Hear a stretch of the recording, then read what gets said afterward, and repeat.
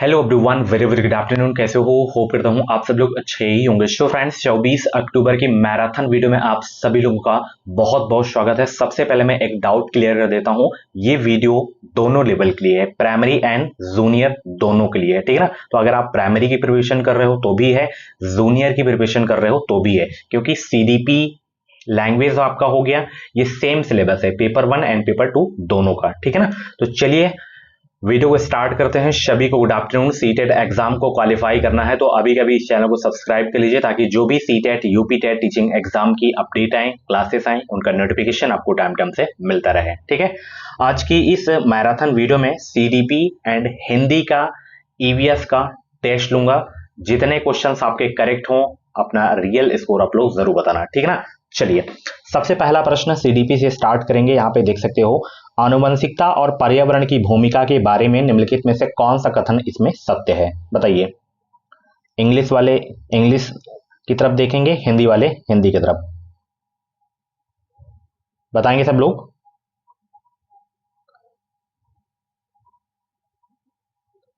आनुवंशिकता और पर्यावरण की भूमिका के बारे में निम्नलिखित में से कौन सा कथन इसमें सत्य है?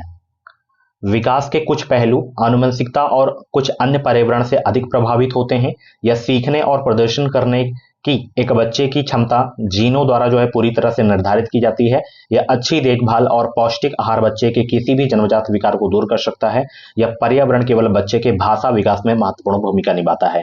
तो इसमें आनुवंशिकता और पर्यावरण की भूमिका के बारे में निम्नलिखित में से कौन सा कथन सही है, यह आपको बताना है। ये वाला पहला ऑप्शन इसमें बिल्कुल करेक्ट है कि विकास के जो है कुछ पहलू आनुवंशिकता और जो है कुछ अन्य पर्यावरण से अधिक प्रभावित होते हैं। तो यहाँ पे पहला ही ऑप्शन इसका जो है करेक्ट हो जाएगा। ओके, नेक्स्ट क्वेश्चन यहाँ पे देख सकते हो, निम्नलिखित में से कौन सा कथन जो है पियाजे के सिद्धांत के अनुसार कहा नहीं जा सकता? बताइए। सभी लोग दूसरा का जवाब देने का प्रयास करेंगे। निम्नलिखित में से जो है कौन सा कथन पियाजे के सिद्धांत के अनुसार कहा नहीं जा सकता? विकास गुणात्मक चरणों में होता है, या बच्चे अपनी दुनिया के बारे में ज्ञान का निर्माण और उपयोग करते हैं, या निरंतर अभ्यास से अधिगम होता है, या बच्चे अपने पर्यावरण पर जो है क्रिया करते हैं।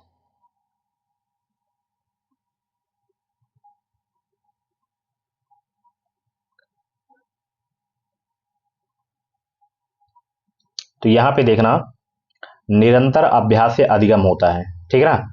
ये पियाजे के सिद्धांत के अनुसार नहीं कहा जा सकता है, ठीक है ना। तो ऑप्शन यहाँ पे आपका जो है तीसरा वाला बिल्कुल करेक्ट हो जाएगा। ओके, अगला प्रश्न यहाँ पे देख सकते हो, निम्न में से जो है कौन सी पूर्व संक्रियात्मक विचार की एक सीमा नहीं है? बताइए सब लोग। निम्नलिखित में से कौन सी पूर्व संक्रियात्मक विचार की एक सीमा नहीं है? ध्यान केंद्रित करने की प्रवृत्ति, प्रतीकात्मक विचार का विकास, अहम मान्यता, या अनुक्रमणीयता।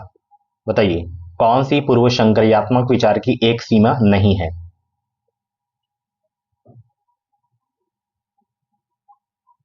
सभी को गुड आफ्टरनून। वीडियो को लाइक कर देंगे सभी लोग, शेयर भी कर देंगे, और भी वीडियोस अगर आप लोगों को देखनी है तो आप प्ले लिस्ट में जाइए, प्ले लिस्ट में आपको हर सब्जेक्ट की वीडियो मिल जाएगी। तो इसमें देखिए, पूर्व संक्रियात्मक विचार की एक सीमा नहीं है, ये वाली प्रतीकात्मक विचार का विकास, ये आपका नहीं है, ठीक है ना। ऑप्शन यहाँ पे आपका जो है बी वाला बिल्कुल करेक्ट हो जाएगा। नेक्स्ट क्वेश्चन आपकी स्क्रीन पे है, किसके अलावा निम्नलिखित कारणों से जो है खेल युवा बच्चों के विकास में एक महत्वपूर्ण भूमिका निभाता है? सभी लोग जवाब देंगे। किसके अलावा निम्नलिखित कारणों से खेल युवा बच्चों के विकास में एक महत्वपूर्ण भूमिका निभाता है? वे अपने शरीर पर निपुणता प्राप्त करते हैं, यह उनकी इंद्रियों को उत्तेजित करता है, यह समय बिताने का एक सुखद तरीका है, वे नए कौशल हासिल करते हैं और सीखते हैं कि उन्हें कब उपयोग किया जाए। 4 का राइट आंसर देने का प्रयास करेंगे। ये सारे के सारे क्वेश्चन आपके प्रीवियस ईयर के क्वेश्चन हैं।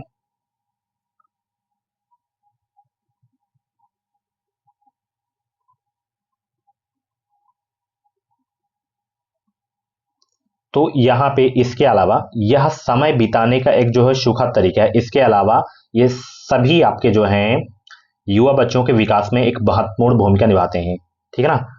तीसरा ऑप्शन बिल्कुल करेक्ट हो जाएगा। नेक्स्ट क्वेश्चन आपकी स्क्रीन पे है, निम्नलिखित में से कौन सा प्रश्न बच्चों को गंभीर रूप से सोचने के लिए आमंत्रित करता है? बताइए। क्या आप इसका उत्तर जानते हैं? सही जवाब क्या है? क्या आप इसी तरह की स्थिति के बारे में सोच सकते हैं? विभिन्न तरीकों से हम इसे कैसे हल कर सकते हैं? इसमें बताइए कौन सा प्रश्न जो है बच्चों को गंभीर रूप से सोचने के लिए आमंत्रित करता है? 5 का सभी लोग जवाब देने का प्रयास करेंगे।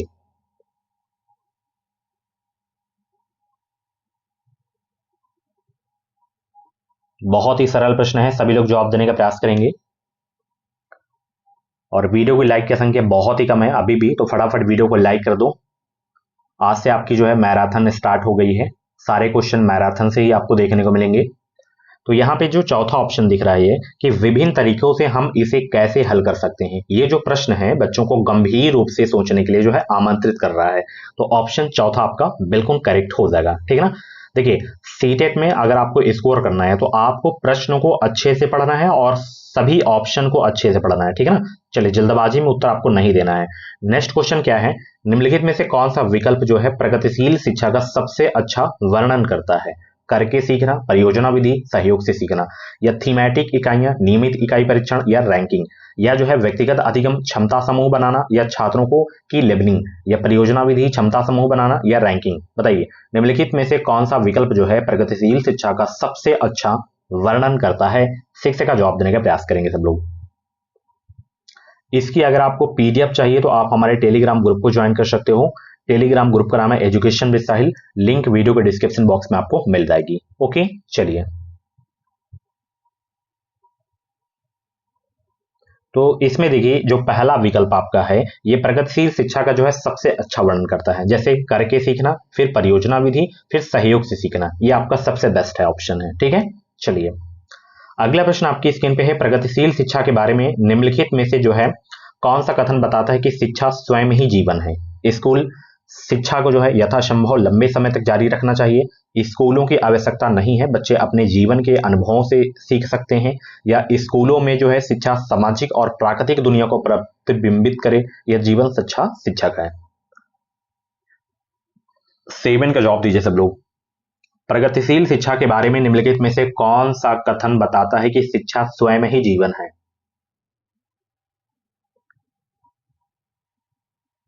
ये वाला जो कथन है कि स्कूलों में जो है शिक्षा सामाजिक और प्राकृतिक दुनिया को प्रतिबिंबित करे, तो यहाँ पे सबसे बेस्ट जो कथन है आपका यही वाला है, ऑप्शन सी वाला, ठीक है ना। चलिए अगला प्रश्न आपकी स्क्रीन पे है, कोहल वर्ग के सिद्धांत के योगदान के रूप में निम्नलिखित में से किसे माना जा सकता है? बताइए सब लोग, कोहल वर्ग के सिद्धांत के योगदान के रूप में निम्नलिखित में से किसे माना जा सकता है? उनके सिद्धांत ने संज्ञानात्मक परिपक्वता और नैतिक परिपक्वता के बीच एक सहयोग का समर्थन किया। इस सिद्धांत में विस्तृत परीक्षण प्रक्रियाएं हैं। यह नैतिक तर्क और कार्रवाई के बीच एक जो है स्पष्ट संबंध स्थापित करता है, या उनका विश्वास है कि बच्चे नैतिक दार्शनिक हैं। 8 का जवाब देने का प्रयास करेंगे सब लोग। कोहल वर्ग के सिद्धांत के योगदान के रूप में निम्नलिखित में से किसे माना जा सकता है? बताएंगे सब लोग। पहला ऑप्शन दिख रहा है आपको कि उनके सिद्धांत ने संज्ञानात्मक परिपक्वता और जो है नैतिक परिपक्वता के बीच एक जो है सहयोग समर्थन किया है। यही जो है कोहल वर्ग के सिद्धांत के योगदान के रूप में माना जा सकता है। ऑप्शन पहला आपका बिल्कुल करेक्ट हो जाएगा।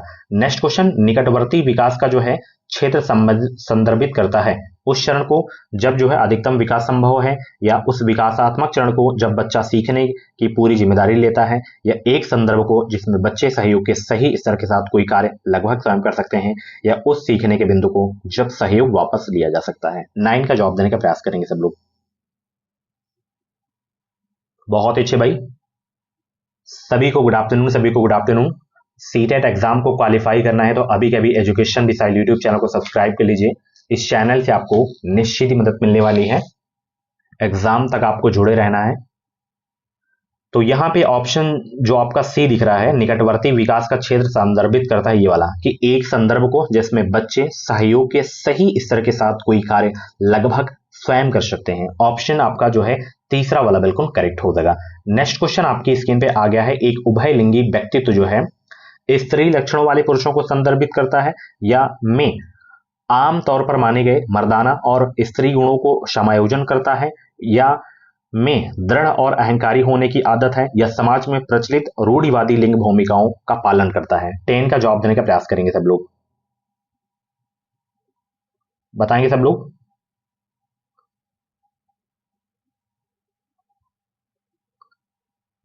एक उभय लिंगी जो है व्यक्तित्व क्या करता है? बताएंगे सब लोग। एक उभय लिंगी व्यक्तित्व क्या करता है? 10 का जवाब देने का प्रयास करेंगे। तो एक उभय लिंगी व्यक्तित्व जो है में एक उभय लिंगी व्यक्तित्व में आमतौर पर माने गए मर्दाना और स्त्री गुणों का समायोजन होता है। ऑप्शन यहाँ पे आपका जो है दूसरा वाला बिल्कुल करेक्ट हो जाएगा। नेक्स्ट क्वेश्चन आपकी स्क्रीन पे है, यहाँ पे देख सकते हो। बच्चे जो है किसको छोड़कर अन्य सभी के द्वारा लिंग भूमिका ग्रहण करते हैं? मीडिया को छोड़कर या समाजीकरण को छोड़कर या संस्कृति को या ट्यूशन को? बताइए सब लोग। बच्चे किसको छोड़कर अन्य सभी के द्वारा लिंग भूमिकाएं ग्रहण करते हैं? ट्यूशन को छोड़कर अन्य सभी के द्वारा जो है लिंग भूमिकाएं ग्रहण करते हैं, ठीक है ना। ऑप्शन यहाँ पे आपका डी वाला बिल्कुल करेक्ट हो जाएगा। नेक्स्ट क्वेश्चन, मानकीकृत परीक्षणों की आलोचनाओं में से एक यह है कि वे मुख्य रूप से जो है मुख्य धारा की संस्कृति का जो है प्रतिनिधित्व करते हैं और इसलिए पक्षपाती हैं, या उनकी भाषा को समझना मुश्किल है, या परीक्षण बड़ी आबादी पर लागू नहीं किए जा सकते हैं, या वे बच्चे की क्षमता की स्पष्ट तस्वीर नहीं देते हैं? 12 का जवाब देने का प्रयास करेंगे सब लोग।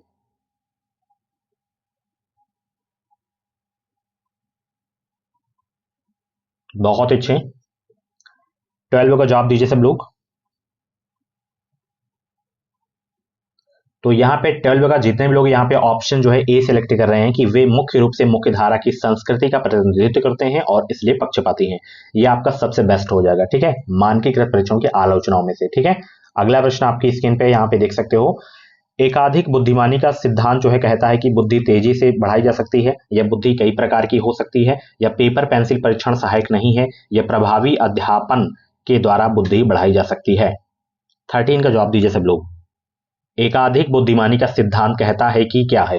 बताइए, 13 का जवाब दीजिए सब लोग।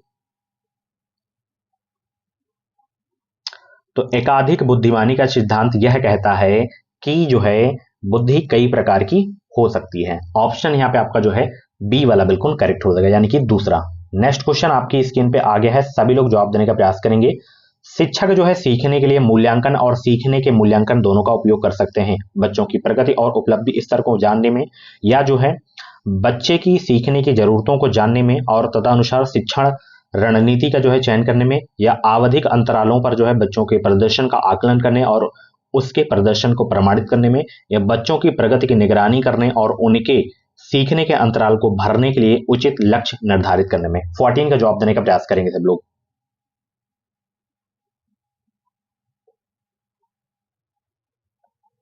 बहुत अच्छे भाई, 14 का जवाब दीजिए सब लोग। शिक्षक जो है सीखने के लिए मूल्यांकन और सीखने के मूल्यांकन दोनों का उपयोग कर सकते हैं, किसमें? बच्चों की प्रगति और उपलब्धि स्तर को जानने में कर सकते हैं उपयोग, ठीक है। ऑप्शन यहाँ पे आपका जो है पहला वाला बिल्कुल करेक्ट हो जाएगा। नेक्स्ट क्वेश्चन आपकी स्क्रीन पे है, निम्नलिखित में से जो है कौन सा सतत और व्यापक मूल्यांकन से संबंधित इसमें नहीं है? फटाफट 15 का जवाब दीजिए सब लोग। निम्नलिखित में से जो है कौन सा इसमें जो है सतत और व्यापक मूल्यांकन से संबंधित नहीं है? इसे भारत के शिक्षा के अधिकार अधिनियम द्वारा अनिवार्य किया गया है, यह शिक्षण अधिगम प्रक्रिया का एक अभिन्न अंग है, यह विभिन्न शिक्षा क्षेत्रों में बच्चे की उपलब्धि पर केंद्रित है, यह बच्चों को धीमे, खराब या बुद्धिमान के रूप में चिन्हित करने में उपयोगी होता है।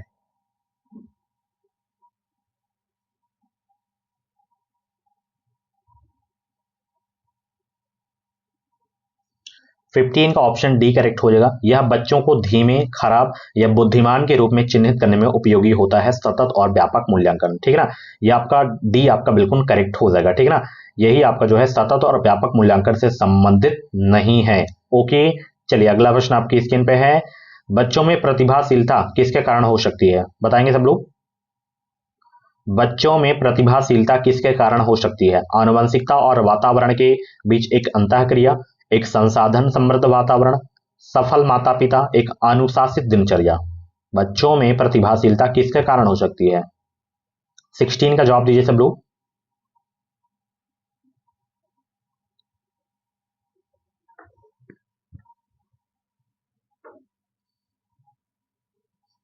तो बच्चों में जो है प्रतिभाशीलता जो है आनुवंशिकता और वातावरण के बीच एक अंतःक्रिया के कारण हो सकती है। तो यहाँ पे पहला ऑप्शन बिल्कुल करेक्ट हो जाएगा।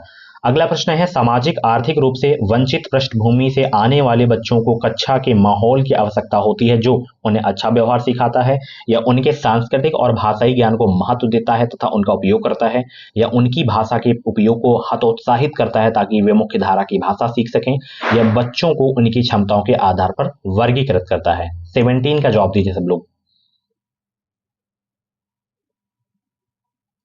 17 का जवाब दीजिए सब लोग। सामाजिक आर्थिक रूप से वंचित पृष्ठभूमि से आने वाले बच्चों को कक्षा के माहौल की आवश्यकता होती है जो उनके सांस्कृतिक और भाषाई ज्ञान को महत्व देता है तथा उनका उपयोग करता है। 17 का ऑप्शन दूसरा आपका बिल्कुल करेक्ट हो जाएगा। नेक्स्ट क्वेश्चन, कक्षा में सृजनात्मक और प्रतिभाशाली बच्चों के लिए आवश्यक हस्तक्षेप निर्भर करता है शिक्षक द्वारा अनुकूलित और प्रेरक निर्देशन तरीकों के उपयोग पर, या उन्हें अतिरिक्त समय दिए जाने पर, या उनके जो है प्रति स्नेही होने के नाते पर, या उन्हें अन्य बच्चों को पढ़ाने की जिम्मेदारी देने पर। 18 का जवाब दीजिए सब लोग। कक्षा में सृजनात्मक और प्रतिभाशाली बच्चों के लिए आवश्यक हस्तक्षेप निर्भर करता है।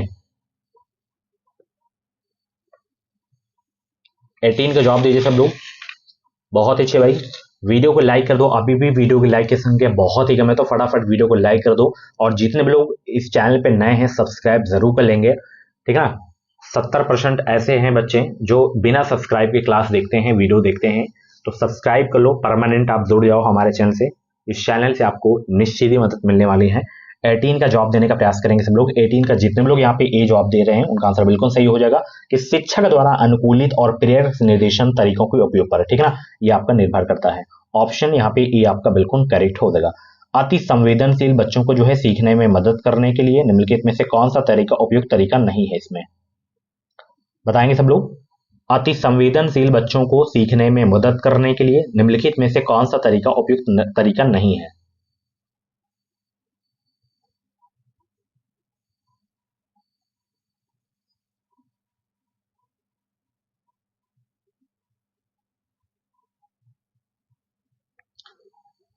ये वाला चौथा ऑप्शन दिख रहा है ना, बेचैन होने पर अक्सर उन्हें फटकार लगाना, ये आपको नहीं करना है, ये तरीका आपका उपयुक्त नहीं है, ठीक है ना। ऑप्शन चौथा आपका बिल्कुल करेक्ट हो जाएगा। अलग अलग सोच वाले पैटर्न उन बच्चों की पहचान करते हैं जो विकलांग हैं, जो है डिस्लेक्सिक हैं, या सृजनात्मक हैं, या प्रत्यार्थी हैं। बताइए, 20 का जवाब दीजिए सब लोग। अलग अलग सोच वाले पैटर्न उन बच्चों की पहचान करते हैं जो है सृजनात्मक हैं। ऑप्शन सी आपका बिल्कुल करेक्ट हो जाएगा। नेक्स्ट क्वेश्चन आपकी स्क्रीन पे है, निम्नलिखित में से कौन सा शिक्षक द्वारा कक्षा में बच्चों के लिए समस्या हल करने के तरीके का वर्णन नहीं कर सकता। निम्नलिखित में से कौन सा जो है शिक्षक द्वारा कक्षा में बच्चों के लिए समस्या हल करने के तरीके का वर्णन नहीं कर सकता।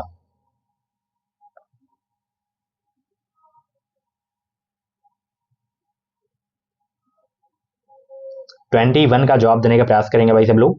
निम्नलिखित में से कौन सा शिक्षक द्वारा कक्षा में बच्चों के लिए समस्या हल करने के तरीका का वर्णन नहीं कर सकता। ये वाला अभिसरण उत्तर वाले जो है प्रश्न पूछना, ये आपका नहीं वर्णन कर सकता है। ऑप्शन यहाँ पे आपका चौथा वाला बिल्कुल करेक्ट हो जाएगा। ओके, चलिए अब रिवीजन जरूर कर लेना, ठीक है ना, चाहे तो पीडीएफ से, चाहे तो आप दोबारा वीडियो देख लेना। अगले प्रश्न का जवाब देंगे सब लोग। निम्नलिखित में से कौन सा एक संवेग है, स्मृति, डर, ध्यान, उत्तेजना। बताइए इसमें संवेग कौन सा है। इसमें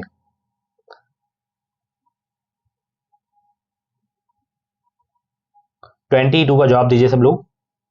तो इसमें आपका जो डर है ये आपका संवेग है। ऑप्शन बी करेक्ट हो जाएगा। नेक्स्ट क्वेश्चन, एक 3 साल का बच्चा बताता है कि दूध बूथ पर एक मशीन द्वारा दूध का उत्पादन होता है। निम्नलिखित में से कौन सा बच्चे की समझ का सबसे अच्छा स्पष्टीकरण प्रदान करता है। बच्चे को दुनिया का बहुत सीमित अनावरण ज्ञान है, या जो है बच्चे का जवाब दूध बूथ से दूध खरीदने के अपने अनुभव पर आधारित है, या बच्चे ने गायों को कभी नहीं देखा है, या बच्चे का परिवार बच्चे को प्रेरक वातावरण प्रदान नहीं करता। 23 का जवाब देने का प्रयास करेंगे सब लोग।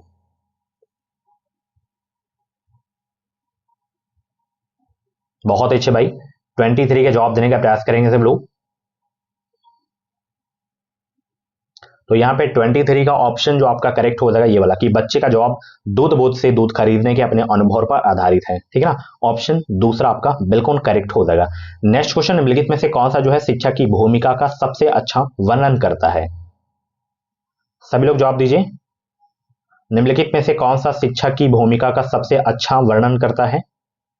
कक्षा में शिक्षक की सबसे महत्वपूर्ण भूमिका अनुशासन को बनाए रखना है, या एक शिक्षक को निर्धारित पाठ्यपुस्तक का पालन करना चाहिए, या पाठ्यक्रम को समय पर पूरा करने के साथ दोहराने के लिए पर्याप्त समय देना महत्वपूर्ण है, या आराम के लिए जगह बनाना जहां बच्चे संवाद और पूछताछ के माध्यम से सीखते हैं। 24 को जवाब दीजिए। कौन सा शिक्षक की भूमिका का जो है सबसे अच्छा वर्णन करता है?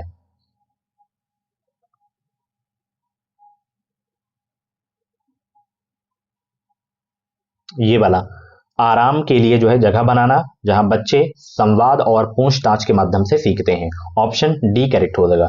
नेक्स्ट क्वेश्चन है, निम्नलिखित में से कौन सी जो है कक्षा समृद्ध शिक्षा को प्रोत्साहित करती है? बताइए, कौन सी कक्षा समृद्ध शिक्षा को प्रोत्साहित करती है? 25 का जवाब दीजिए सब लोग।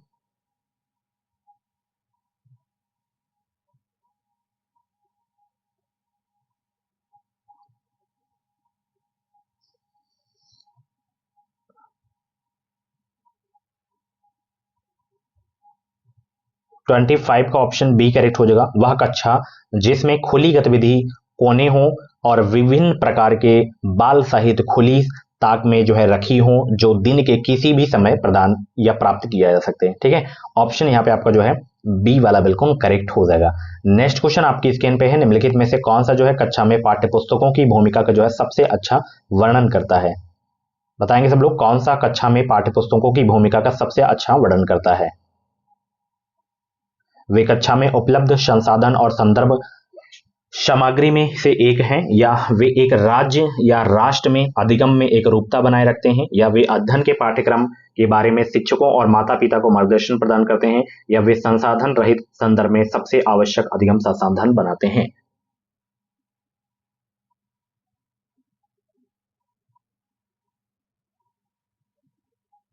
26 का जवाब दीजिए सब लोग। 26 का ऑप्शन यहाँ पे ए आपका बिल्कुल करेक्ट हो जाएगा।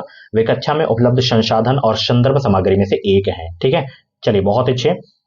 राष्ट्रीय पाठचर्चा फ्रेमवर्क 2005 ने अपनी समझ किससे प्राप्त की है? मानवतावाद या व्यवहारवाद या रचनावाद या संज्ञानात्मक सिद्धांत? बताइए, एनसीएफ 2005 ने अपनी समझ किससे प्राप्त की है?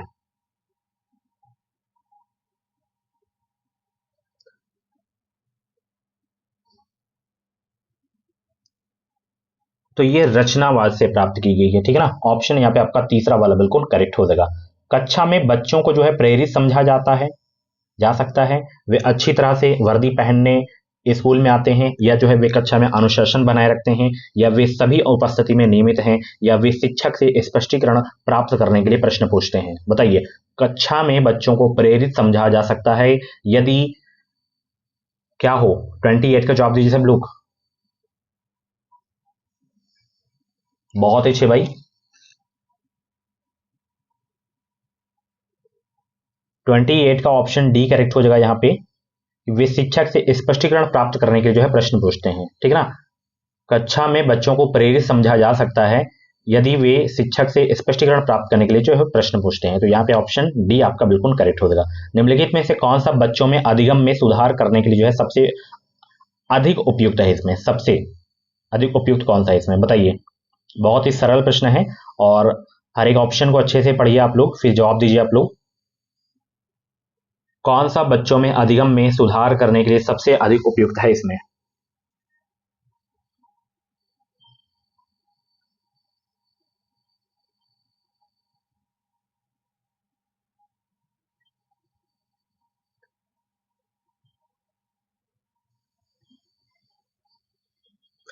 ट्वेंटी नाइन का यहाँ पे जितने भी लोग ऑप्शन डी सिलेक्ट कर रहे हैं कि शिक्षक को वास्तविक जीवन स्थितियों पर जो है बच्चों को एक दूसरे के साथ बातचीत करने में मदद करनी चाहिए, तो यहाँ पे ऑप्शन डी करेक्ट हो जाएगा।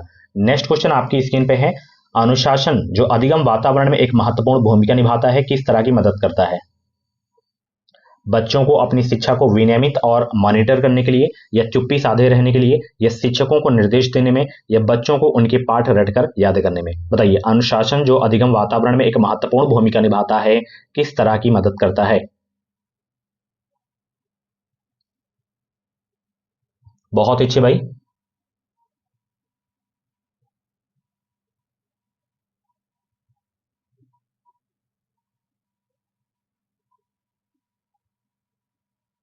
तो यहाँ पे 30 का जितने भी लोग ऑप्शन ए सेलेक्ट कर रहे हैं, बच्चों को अपनी शिक्षा को विनियमित और मॉनिटर करने के लिए ये आपका सबसे बेस्ट आंसर हो जाएगा उनका। ठीक है, चलिए हिंदी पेडागॉजी के प्रश्न आपकी स्क्रीन पे आ गए हैं, सभी लोग सॉल्व करेंगे कि प्राथमिक स्तर पर हिंदी भाषा सीखने के लिए सबसे अधिक जरूरी है भाषा शिक्षा का भाषा ज्ञान, या कक्षा में रंगीन पाठ्य पुस्तकें, या कक्षा में प्रिंट समृद्ध परिवेश, या कक्षा में लिखित आकलन। बताइए सब लोग, प्राथमिक स्तर पर हिंदी भाषा सीखने के लिए जो है सबसे अधिक जरूरी है, तो सबसे अधिक इसमें जरूरी है कक्षा में प्रिंट समृद्ध परिवेश। ऑप्शन यहाँ पे आपका तीसरा वाला बिल्कुल करेक्ट हो जाएगा। नेक्स्ट क्वेश्चन यहाँ पे देख सकते हो, बच्चे बोलचाल की भाषा का अनुभव लेकर जो है विद्यालय आते हैं, इसका निहितार्थ है कि बच्चों को बोलचाल की भाषा ना सिखाई जाए, या बच्चों की बोलचाल की भाषा को सुधारा जाए, या बच्चों के भाषाई अनुभवों का उचित प्रयोग किया जाए, या बच्चों के भाषाई अनुभवों को कक्षा के बाहर रखा जाए। क्या करेंगे बताइए सब लोग, इसका निहितार्थ है क्या?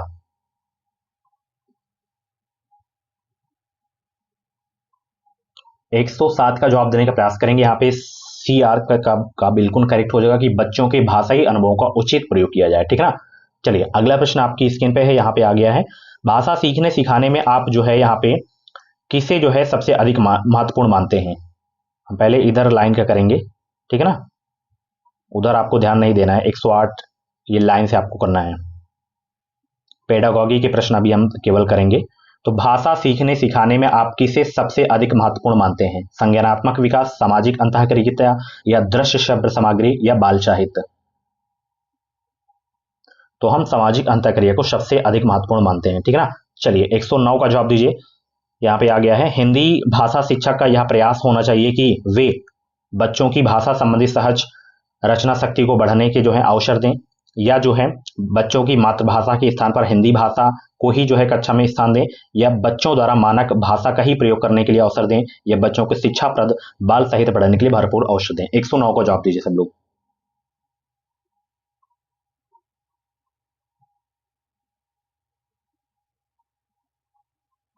109 का ऑप्शन यहाँ पे ए आपका बिल्कुल करेक्ट हो जाएगा, बच्चों की भाषा संबंधी सहज रचना शक्ति को बढ़ाने के अवसर दें। ठीक है, हिंदी भाषा शिक्षा का यही प्रयास होना चाहिए। ऑप्शन पहला आपका बिल्कुल करेक्ट हो जाएगा। चलिए 110 पे आते हैं, इसका जवाब देंगे, कक्षा 5 के बच्चों के भाषा आकलन के संदर्भ में आप किस सवाल को सबसे कमजोर मानते हैं? बताइए किस सवाल को सबसे कमजोर मानते हैं? केशव सबसे क्या कहता होगा, कल्पना करके केशव के शब्दों में लिखो। यदि इला तुम्हारे स्कूल में आए तो उसे किन किन कामों में परेशानी होगी, अपने दोस्तों से पूछकर पता करो कि कौन किस बात से घबराता है। ईदगाह कहानी में हामिद ने मेले में से क्या खरीदा? 110 का जवाब दीजिए सब लोग। 110 का यहाँ पे ऑप्शन जो आपका करेक्ट हो जाएगा, डी वाला करेक्ट हो जाएगा, ईदगाह कहानी में हामिद ने मेले में से जो है क्या खरीदा। ठीक है ना, ये सवाल को सबसे कमजोर आप मानेंगे। ठीक है ना, ऑप्शन चौथा आपका बिल्कुल करेक्ट हो जाएगा। 111 का जवाब दीजिए चलिए आप लोग। यहाँ पे डैश भाषा का अति महत्वपूर्ण का प्रकार है, सुनना, या अक्षर ज्ञान, या संप्रेषण, या लेखन?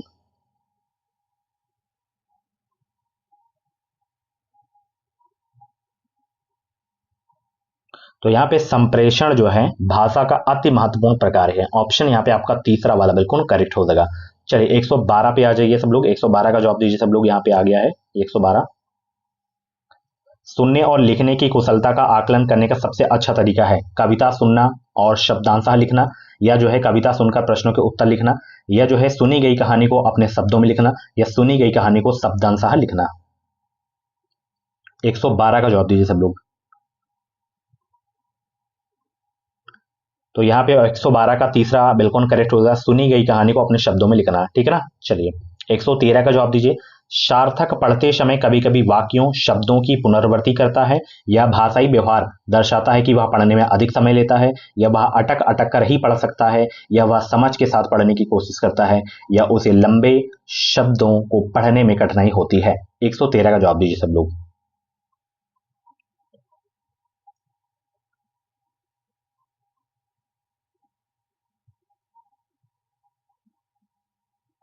113 का ऑप्शन सी करेक्ट हो जाएगा, वह समझ के साथ जो है पढ़ने की कोशिश करता है। ठीक है ना, ऑप्शन यहाँ पे तीसरा आपका बिल्कुल करेक्ट हो जाएगा।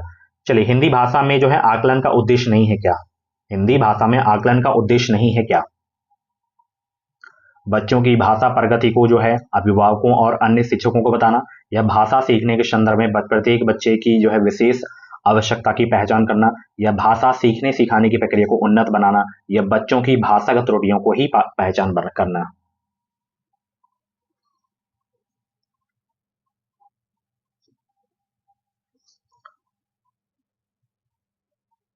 बताइए सब लोग, हिंदी भाषा के आकलन का उद्देश्य नहीं है क्या? तो हिंदी भाषा के जो है आकलन का उद्देश्य इसमें आपका नहीं है बच्चों की भाषागत त्रुटियों को ही जो है पहचान करना। ऑप्शन डी करेक्ट हो जाएगा। अगला प्रश्न यहाँ पे देख सकते हो, आपके विचार से जो है प्राथमिक स्तर पर उत्कृष्ट लेखन का कार्य का उदाहरण है। 115 का जवाब दीजिए। आपके विचार से जो है प्राथमिक स्तर पर उत्कृष्ट लेखन कार्य का उदाहरण है। छुट्टियां कैसे मनाई, इस विषय पर अनुच्छेद लिखना, या मेरे सपनों का भारत विषय पर अनुच्छेद लिखना, या पाठ्य पुस्तक से इतर कठिन शब्दों का श्रुत लेखन, या किसी आंखों देखी घटना का लिखित वर्णन करना। 115 का जवाब दीजिए सब लोग। बहुत अच्छे भाई, 115 का जवाब दीजिए सभी लोग, फटाफट जवाब दीजिए। 115 का ऑप्शन डी करेक्ट हो जाएगा, किसी आंखों देखी घटना का लिखित वर्णन करना। ठीक है ना। चलिए अगला प्रश्न आपकी स्क्रीन पे है 116, भाषा सीखने के संदर्भ में कौन सा कथन सही है, बताइए। भाषा सीखने के संदर्भ में कौन सा कथन सही है? भाषा में बच्चों में जो है भाषा अर्जित करने की जन्मजात क्षमता होती है, या बच्चों में भाषा अर्जित करने की जन्मजात क्षमता नहीं होती, या बच्चे विद्यालय आकर ही भाषा सीखते हैं, या बच्चे विभिन्न संचार माध्यमों से ही भाषा सीखते हैं। तो भाषा सीखने के संदर्भ में कौन सा कथन सही है, ये आपको बताना है।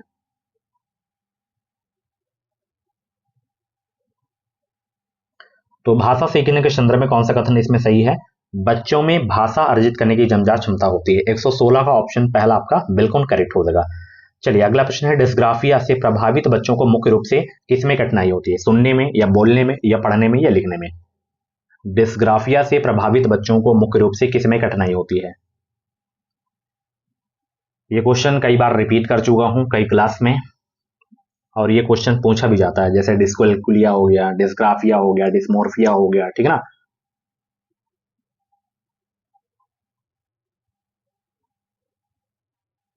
तो लिखने में जो है कठिनाई होती है डिस्ग्राफिया से प्रभावित बच्चे। ठीक है ना। ऑप्शन चौथा आपका बिल्कुल करेक्ट हो जाएगा। चलिए 118 का आप जवाब देंगे सब लोग। ये आ गया 118 कि प्राथमिक स्तर की जो है हिंदी भाषा की पाठ्यपुस्तक में आप किसे सर्वाधिक महत्वपूर्ण मानते हैं? बहुत प्रसिद्ध लेखकों की जो है प्रसिद्ध रचनाएं, या नैतिक मूल्यों वाली कहानी कविताएं, या बहुतायत में दिए गए अभ्यास कार्य, या हिंदी भाषा को विविध रूप से देने वाली रचनाएं। 118 का जवाब दीजिए सब लोग, फटाफट जवाब देने का प्रयास करेंगे। प्राथमिक स्तर की हिंदी की पाठ्यपुस्तक में आप किसे सर्वाधिक महत्वपूर्ण मानते हैं? हिंदी भाषा को विविध रूप देने वाली रचनाओं को। ठीक है ना। ऑप्शन चौथा आपका बिल्कुल करेक्ट हो जाएगा। बहुभाषी कक्षा में जो है बच्चों की भाषाएं संसाधन के रूप में कार्य कर सकती हैं, या शिक्षा के लिए बेहद जटिल चुनौती है, या आकलन की प्रक्रिया को बाधित करती है, या भाषा सीखने की प्रक्रिया को बाधित करती है?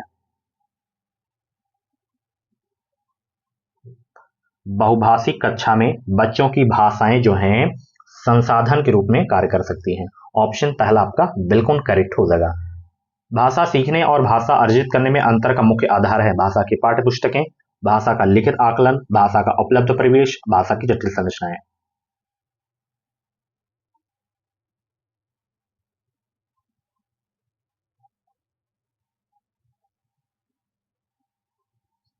सी ऑप्शन बिल्कुल करेक्ट हो जाएगा, भाषा का उपलब्ध परिवेश। ठीक है।